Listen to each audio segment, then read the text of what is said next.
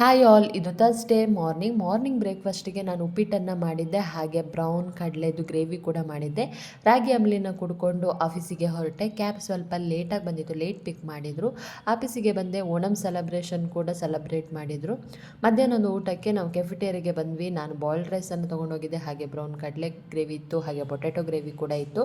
ಊಟ ಮಾಡಿಕೊಂಡು ನೆಕ್ಸ್ಟ್ ವರ್ಕಿಗೆ ಬಂದ್ವಿ. ವರ್ಕನ್ನು ಕಂಪ್ಲೀಟ್ ಮಾಡಿಬಿಟ್ಟು ನೆಕ್ಸ್ಟು ಸ್ನ್ಯಾಕ್ಸ್ ಬ್ರೇಕಿಗೆ ಕೆಫಿಟೇರಿಯಾಗೆ ಹೋದ್ವಿ. ನಾನು ವಾಟರ್ ಮೆಲನ್ನ ತೊಗೊಂಡು ಹೋಗಿದ್ದೆ, ಬಟ್ ರೀಸೆಂಟಾಗಿ ಕೆಫಿಟೇರಿಯಾದಲ್ಲಿ ಈವ್ನಿಂಗಿಗೆ ದೋಸೆ ಕೂಡ ಇಟ್ಟಿದ್ರು. ಹಾಗಾಗಿ ದೋಸೆ ತಿನ್ನೋಣ, ಟ್ರೈ ಮಾಡೋಣ ಅಂತ ಹೇಳಿ ಕೆಫಿಟೇರಿಯಾಗೆ ಬಂದ್ವಿ.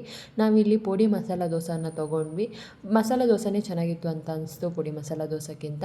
ವಾಟರ್ ಮೆಲನ್ ಕೂಡ ಇತ್ತು. ನನ್ನ ಫ್ರೆಂಡ್ ಪ್ಲೇನ್ ದೋಸೆ ಕೂಡ ತೊಗೊಂಡ. ಮನೆಗೆ ಬರ್ತಾ ದಾಳಿಂಬೆ ಹಾಗೆ ಕಿತ್ಲೆ ಅನ್ನ ತೊಗೊಂಡು ಬಂದಿದ್ವಿ. ನಂತರ ನಾನು ಕಾಳುಗಳನ್ನೆಲ್ಲ ನೆನೆ ಹಾಕಿದ್ದೆ. ಅವಡೆ, ಬಿಳಿ ಕಡಲೆ ಆಗಿರ್ಬೋದು, ಹೆಸರು ಕಾಳು, ಬ್ರೌನ್ ಕಡಲೆನೆಲ್ಲ ಮೊಳಕೆ ಬರಿಸಲಿಕ್ಕೆ ನೆಕ್ಸ್ಟ್ ಡೇಗೆ.